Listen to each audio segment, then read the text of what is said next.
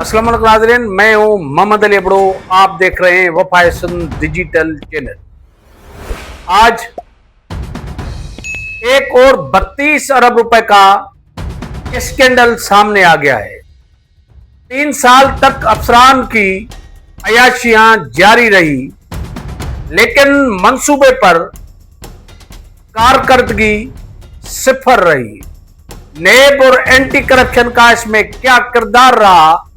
आखिरकार 3 साल के अंदर अफसरान की कारकर्दगी सिफर क्यों रही? टेंडर 3 तबाह क्यों कैंसिल किया गया?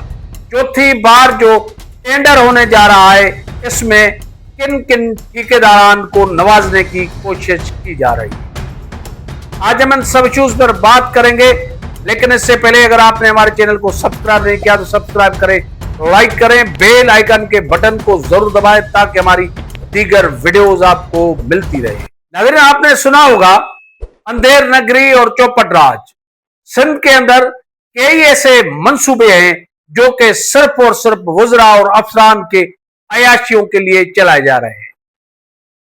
कई मंसूबे हैं जो कि कर्ज के बुनियाद पे चल रहे हैं, लेकिन आप उनमें अगर अंदर जाएंगे और उनकी इन्वेस्टिगेशन करेंगे तो आपको अरबों खरबों रुपए की उनमें से खुदबुर्द मिलेगी। इस मंसूबे का भी ताल्लुक जो है एक बहुत बड़ा मंसूबा था, जो कि 12 अरब से बढ़ाकर 32 अरब से भी ज्यादा उसको पहुंचा दिया गया।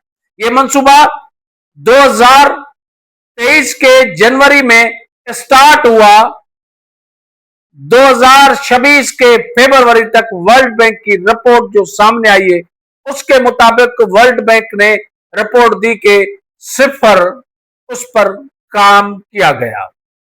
इसमें कई अफसरान थे जो जनवरी से लेकर 3 साल तक करोड़ों रुपए तनख्वाह भी उठाते रहे, अफसरान की अयाशियां भी होती रही, अफसरान को पेट्रोल भी मिलता रहा, अफसरान ने बंगले भी जो है वो किराए पर ले लिए। ऑफिस के हवाले से कई ऐसे मुलाजमीन रखे गए जिनकी करोड़ों रुपए तनख्वाह तो जारी रही, लेकिन रिजल्ट जीरो निकला। ये प्रोजेक्ट है Sindh water and agriculture transformation सवात प्रोजेक्ट, जो कि अकरम वाह के नाम से मशहूर है। अकरम वाह जो है वो हैदराबाद से लेकर टंडो मोहम्मद खान से लेकर बदीन तक जा रहा है, जो कि ज़रई जमीनों की पैदावार बढ़ाने के लिए शुरू किया गया था। ज़रई पैदावार तो नहीं बढ़ी, लेकिन वो जो अकरम वाह स्टार्ट किया गया था, जिसका सिविल वर्क होना था, इसकी पिचिंग भी होनी थी और लाइनिंग भी होनी थी सिविल वर्क के हवाले से, लेकिन आज तक वर्ल्ड बैंक की रिपोर्ट के मुताबिक कोई काम नहीं हुआ। मौजूद जो दस्तावेजात हैं उनसे यह साबित हो रहा है कि अफसरान ने जो है सिर्फ और सिर्फ करोड़ों रुपए अपनी अयाशियों पर खर्च किए, जिसमें गाड़ियां, पेट्रोल, बंगले और तनख्वाहें शामिल है। लेकिन 3 साल के अंदर इनसे कोई पूछने वाला नहीं है कि ये इरिगेशन सेडा जो है, सेडा अथॉरिटी के तहत मंसूबा स्टार्ट किया गया था, 3 साल के अंदर इसकी कारकर्दगी सिफर क्यों रही?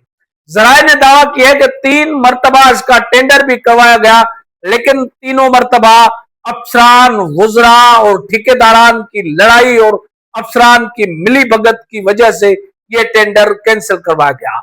अभी चौथी बार एक टेंडर कराने की कोशिश की जा रही है, लेकिन 3 साल के अंदर मैं आपको बताता चलूं कि ये मंसूबा जो है सिर्फ प्रोक्योरमेंट का जो प्रोसेस होता है, जो बिड एवेल्यूएशन का प्रोसेस होता है, वो ही क्रॉस नहीं कर सका है। ये अकरम वाह जो है हैदराबाद से बदीन तक 64 किलोमीटर बताया जा रहा है, जिसकी इंप्रूवमेंट करनी थी, जिसके पानी जाया होने से जिसका पानी बचाना था और ज़रई पैदावार बढ़ाकर किसानों को फायदा पहुंचाना था। नाज़रीन, आपको यह सुनकर हैरत लगेगी कि ये कर्ज के पैसे हैं जो वर्ल्ड बैंक से लिए गए थे। आप अंदाजा लगाएं कि 2023 से लेकर 2026 तक ये अफसरान किस चीज की तनख्वाह उठाते रहे। इस प्रोजेक्ट के जो पीडी है, जो प्रोजेक्ट डायरेक्टर है, वो है जमालदीन मंगन साहब।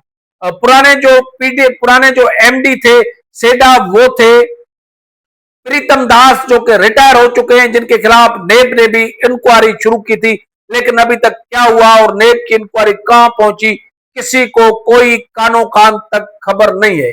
अब इस मंसूबे का जो एमडी है वो है मंसूर मेमन साहब, लेकिन अभी भी इस मंसूबे के ऊपर कोई पेशरफ शुरू नहीं हुई है। अभी तक बाज़ाब्ता कोई काम स्टार्ट नहीं हुआ है।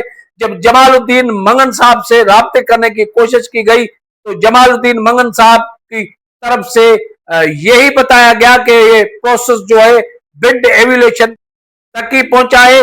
इस बारे में हम आपको कुछ नहीं बता सकते। जमालुद्दीन मंगन साहब का कहना था हम जब तक ये प्रोसेस कंप्लीट नहीं कर सकते तब तक हम कुछ आगे नहीं बता सकते।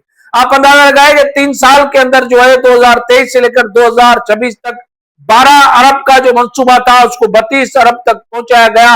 अब जो टेंडर होने जा रहा है उसमें एक मखसूस ठेकेदार है जिनको फायदे पहुंचाने की कोशिश की जा रही है। ये जराये की तरफ से दावा की गई है, लेकिन 64 किलोमीटर मंसूबा अभी तक जो है ताखिर का शिकार है।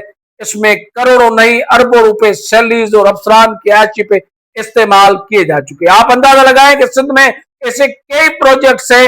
एक तरफ सिंध के वुजरा जो है ये दावा करते नजर आते हैं कि हम ये बेहतरी ला रहे हैं, वो बेहतरी ला रहे हैं, दूसरी तरफ ऐसे स्कैंडल सामने आते हैं जो कि आप देख सकते हैं कि 12 अरब का मंसूबा 32 अरब तक पहुंचाया गया।